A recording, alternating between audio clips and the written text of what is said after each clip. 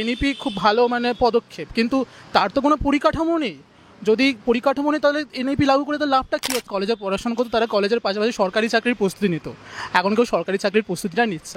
আমাদের রাজ্যে যেমন কোনো চাকরি নেই, সেই কারণে আমাদের মতো যারা আছেন তাদেরকে বাইরে চলে যেতে হচ্ছে চাকরির জন্য, কিন্তু সেখানে গিয়েও তাদের ওই এক প্রবলেম, চাকরি থেকে ছাঁটাই করে দেওয়া হচ্ছে।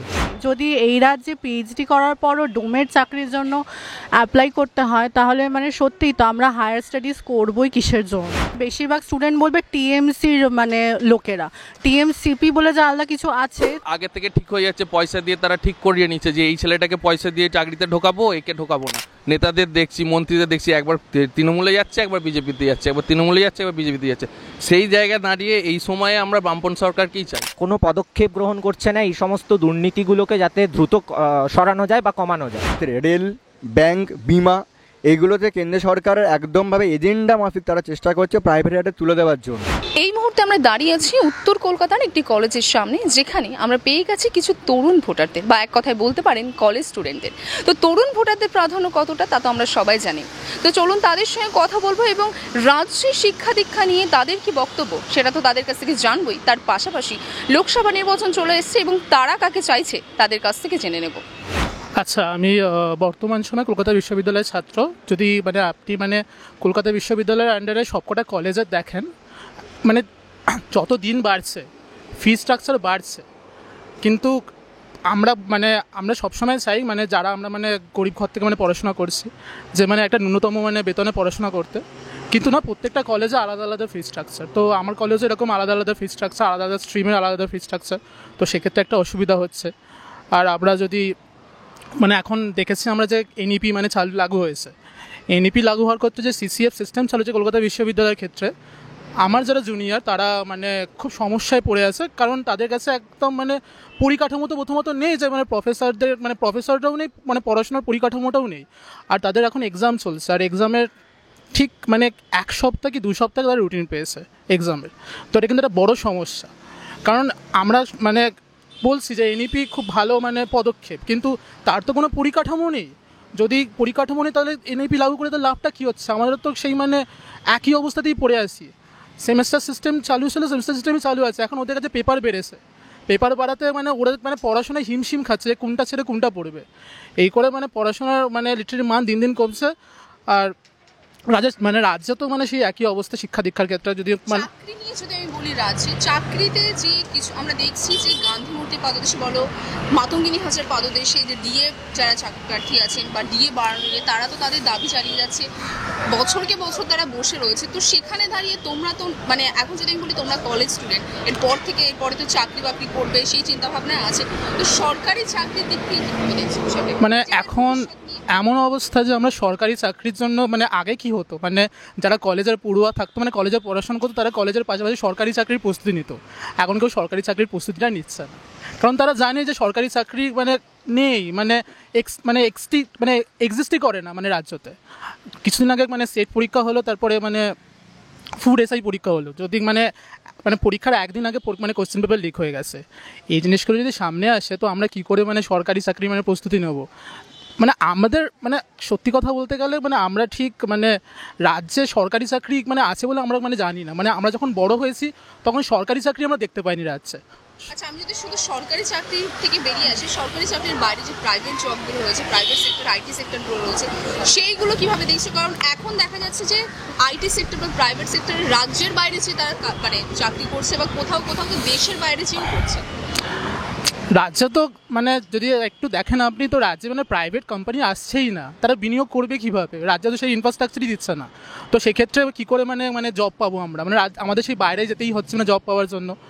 সামান্য যদি মানে আপনি মানে যে সেট পরীক্ষা হয়, মানে অ্যাসিস্ট্যান্ট প্রফেসর নিয়োগ ক্ষেত্রে যে সেট পরীক্ষা হয়, তো সরকারি কলেজে তো মানে নিয়োগ বেরোচ্ছেই না, বেসরকারি কলেজেও বেরোচ্ছে না। তারা মানে গেস্ট লেকচার হিসেবে মানে বসে আছে। পড়াশোনার মান খুবই খারাপ। আর যারা মানে আমি একটা কথা বলতে চাই, যারা উচ্চশিক্ষার ক্ষেত্রে মানে আগ্রহী, মানে তারা উচ্চশিক্ষাটা করবে কীভাবে? মানে ফেলোশিপ সব বন্ধ করে দেওয়া হচ্ছে। তো মানে খুবই খারাপ অবস্থা রাজ্যে মানে কেন্দ্রে। মানে এটা কখনই মানে আমরা মানে প্রত্যাশিত মানে অবস্থা নয়। মানে আমরা যেরকম মানে সিচুয়েশনে আছি, আমরা প্রত্যেক দিন মানে ডিপ্রেশনে ভুগি যে মানে আমরা এরপরে কি করব। আচ্ছা, কোথাও কি মনে হয় যে যেহেতু লোকসভা ইলেকশন চলে এসেছে সামনে, সেজন্য প্রশ্নটা করছি যে সরকার বদলালে কি এই হাল বা অবস্থা বদলাতে পারে?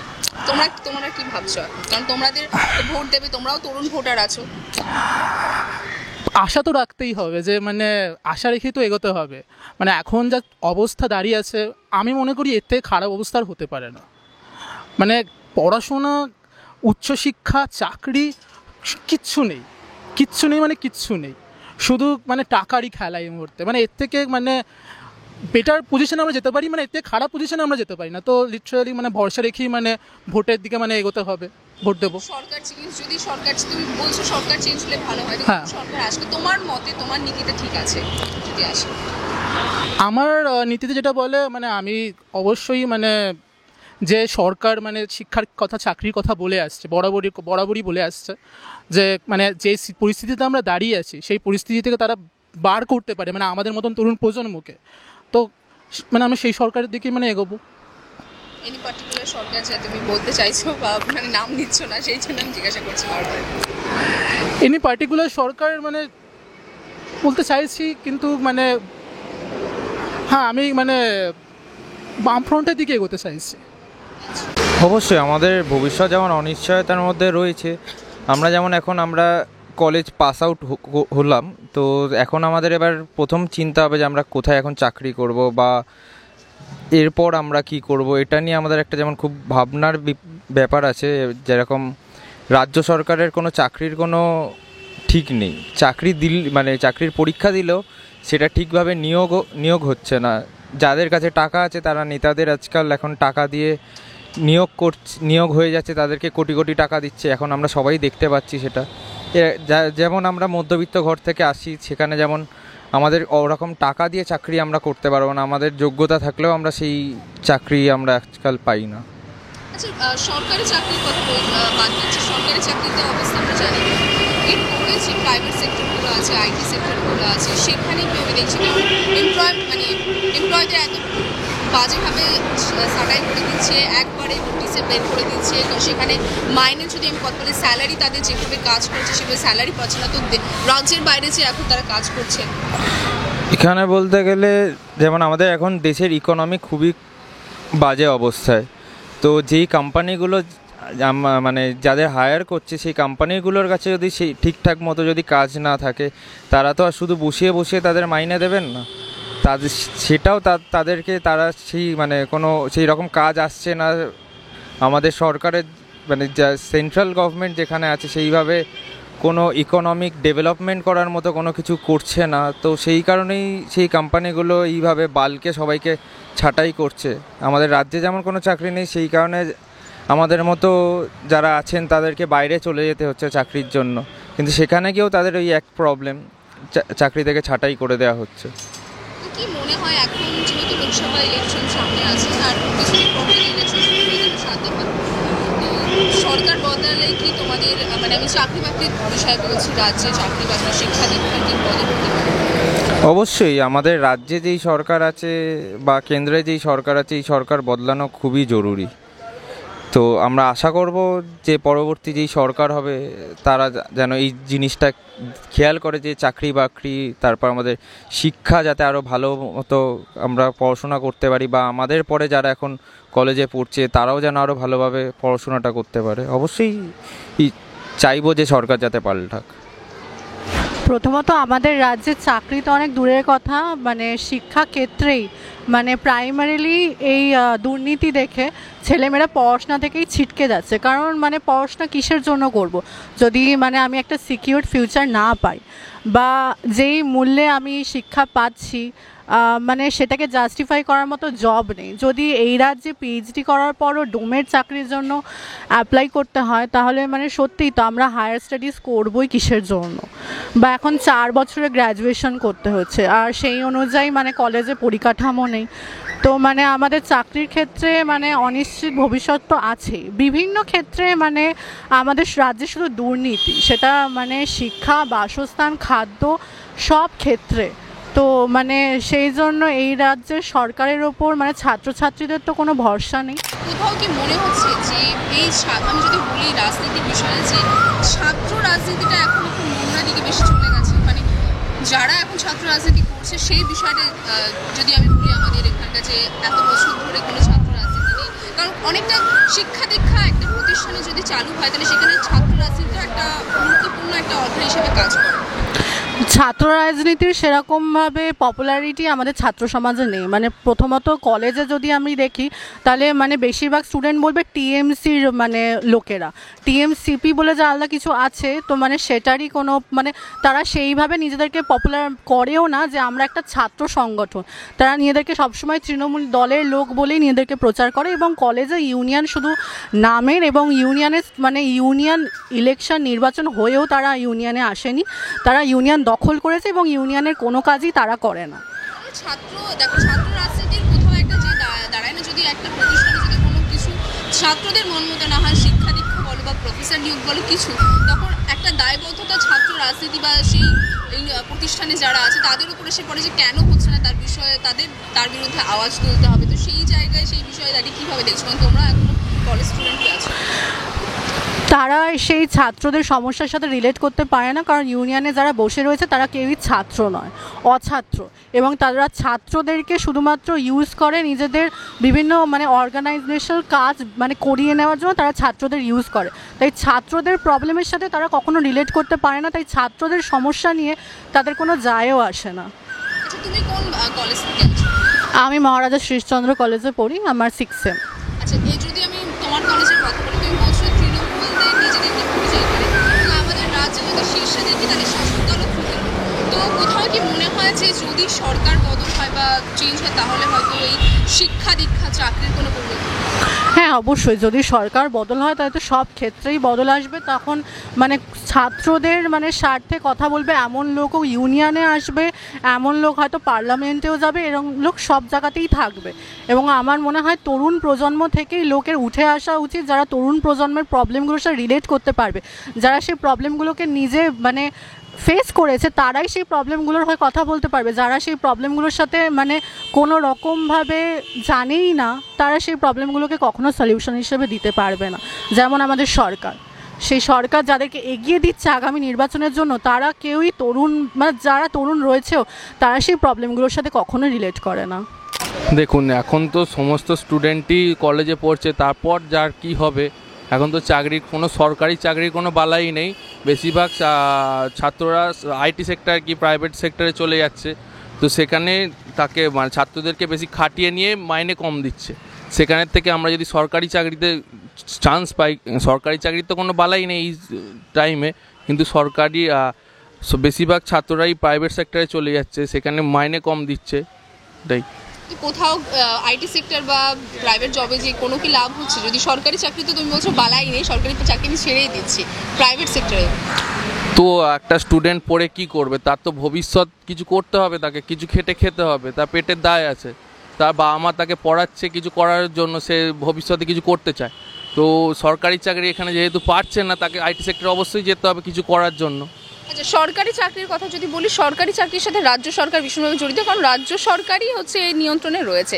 তো সেখানে দাঁড়িয়ে কি মনে হচ্ছে যদি সরকার বদল হয় কি চেঞ্জ হতে পারে? অবশ্যই সরকার বদললে নিশ্চয়ই চেঞ্জ হবে। যে আমরা তো পুরো তলানিতে চলে, চাকরি যেটা আছে সেটা পুরো তলানি। আমরা যারা চাকরির পরীক্ষা দিচ্ছে আগে থেকে ঠিক হয়ে যাচ্ছে, পয়সা দিয়ে তারা ঠিক করিয়ে নিচ্ছে যে এই ছেলেটাকে পয়সা দিয়ে চাকরিতে ঢোকাবো, একে ঢোকাবো না। তো সেই জায়গাটা থেকে সরকার বদল হলে নিশ্চয়ই কিছু পরিবর্তন হবে। তোমরা কাকে চাইছো? কারণ এখন তৃণমূল সরকার রয়েছে, এর আগে বামেরা ছিল, তো এখন যেহেতু লোকসভা নির্বাচন সামনে আছে, তো তোমরা তো তরুণ ভোটার, তোমরাও তো তোমাদেরও একটা প্রার্থী মানে তোমার মাথায় রয়েছে যে একে দেবো, এই শিক্ষা দীক্ষা দিক থেকে আমাদের জন্য কিছু করবে। অবশ্যই বামফ্রন্ট সরকার, কারণ হচ্ছে মানুষের জন্য ছাত্রদের জন্য কথা বলে একমাত্র বামফ্রন্ট সরকার। আপনার তৃণমূল কি বিজেপি দুটো তো একই দল, প্রায় একই দল। এ রাজ্যে আমরা অর্জুন সিংকে দেখছি, বিভিন্ন নেতাদের দেখছি, মন্ত্রীদের দেখছি, একবার তৃণমূলে যাচ্ছে, একবার বিজেপিতে যাচ্ছে, একবার তৃণমূলে যাচ্ছে, একবার বিজেপিতে যাচ্ছে। সেই জায়গায় দাঁড়িয়ে এই সময়ে আমরা বামপন্থ সরকারকেই চাই। আমরা ছাত্ররা, আমরা তরুণরা, সমস্ত মানুষই এখন বামপন্থ সরকারকেই চাই।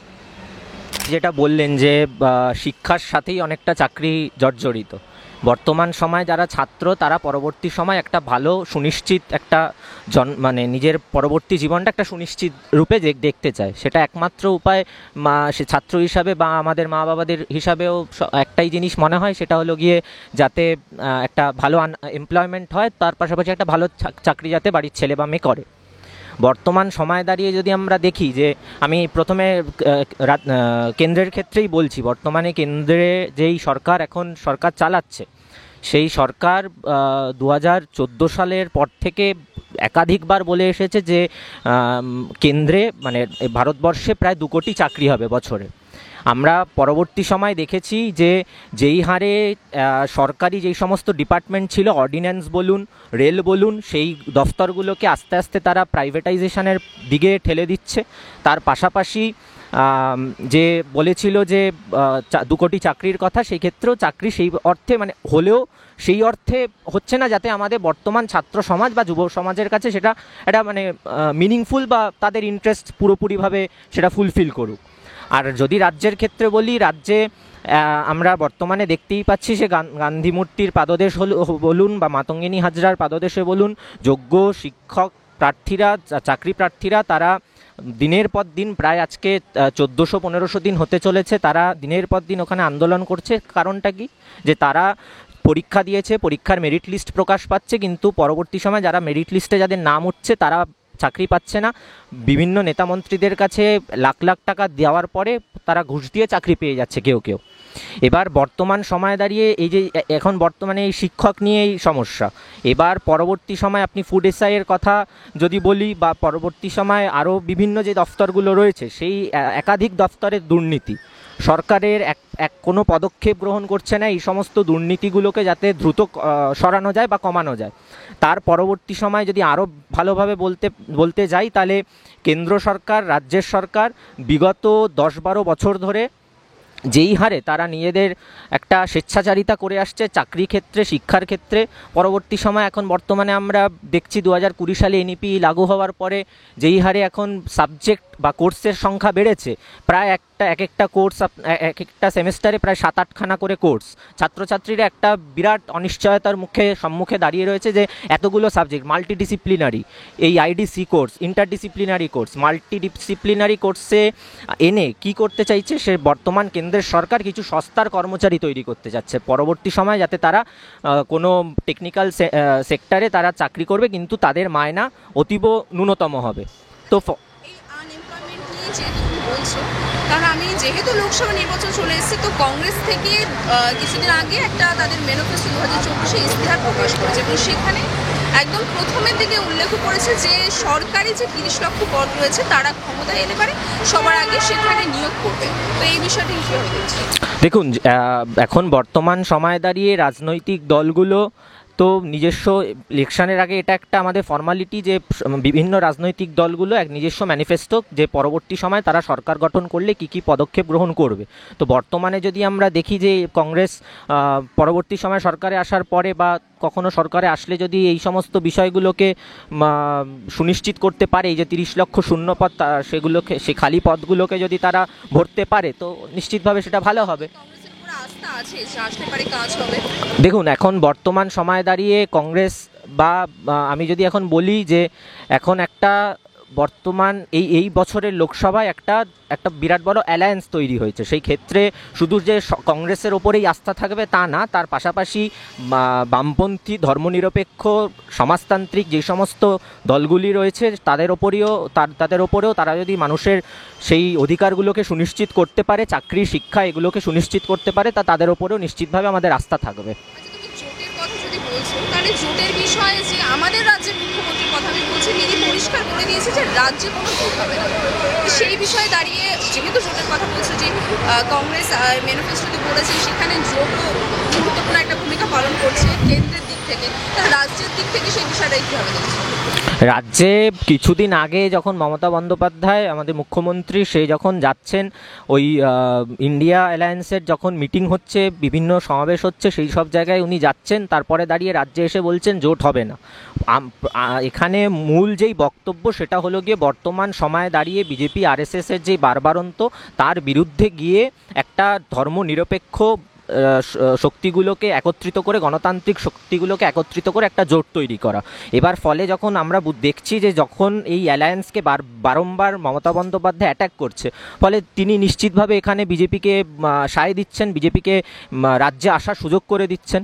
তাহলে কি মনে হচ্ছে মানে কোন সরকার আসলে সেই শিক্ষা দীক্ষা চাকরির দিক থেকে উন্নতি হতে পারে, তাদের সুরাহ হতে পারে? নিশ্চিতভাবে যারা শিক্ষা, স্বাস্থ্য, বাসস্থান, মানুষের অধিকার, তারপরে পরবর্তী সময়ে চাকরি, এগুলোর কথা যারা বলে, সে বিগত সময় যখন বামফ্রন্ট সরকার ছিল সে সময় দাঁড়িয়ে প্রতিনিয়ত এসএসসি পরীক্ষা, টেট পরীক্ষা হতো, সরকারি চাকরিগুলোর ভালোভাবে পরীক্ষা হতো, নিশ্চিতভাবে তাদেরই চাইছি। প্রথমত এই রাজ্যের বুকে দাঁড়িয়ে সরকারি চাকরি নিয়ে গোটা রাজ্য জুড়ে রাজ্যের মানুষদের একটা নেতিবাচক মনোভাব তৈরি হয়েছে। আজ থেকে যদি আমি বলি 7-8 বছর আগে, নিজে এখন মাঝে মাঝে আমি কম্পিটিটিভ এক্সাম দিই, 7-8 বছরের আগে যখন আমরা দেখতাম যে যখন কাউকে বলা হতো সরকারি চাকরির পরীক্ষা দিচ্ছি বা সরকারি চাকরির জন্য প্রস্তুতি নিচ্ছি, একটা রকমভাবে অ্যাপ্রিসিয়েট করা হতো।